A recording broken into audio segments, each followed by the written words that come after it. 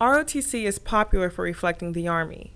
With its rigorous dedication, combative activities, and unison persona, Cal State Fullerton's program has ambition for a reason.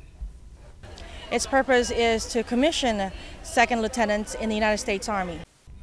More than 100 of Cal State Fullerton students commit to this program each year. Criminal justice junior and devoted cadet Frank Loxham allowed me to shout at him for the afternoon to see ROTC in action. Right now we're doing CWC, which is combat water survival training, and it's basically just being thrown in the water or tossed in the water, and it's in order to when we're in combat, and if like a convoy gets hit and we fall out of a truck or something into water, that we have training on how to get out of the situation and survive.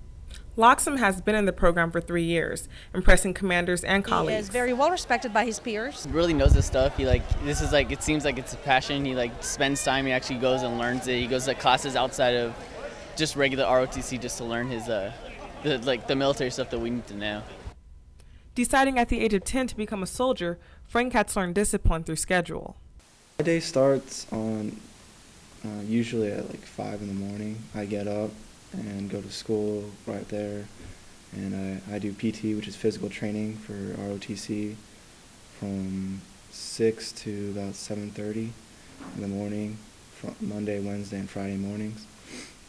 Then from there, I go to the gym afterwards, and I study all day.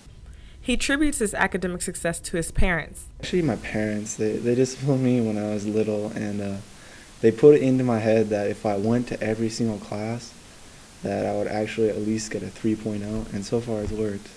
Does Frank have a promising future with the ROTC and Army? His instructor believes so. He is one of those cadets that I can tell has the potential to be a general someday.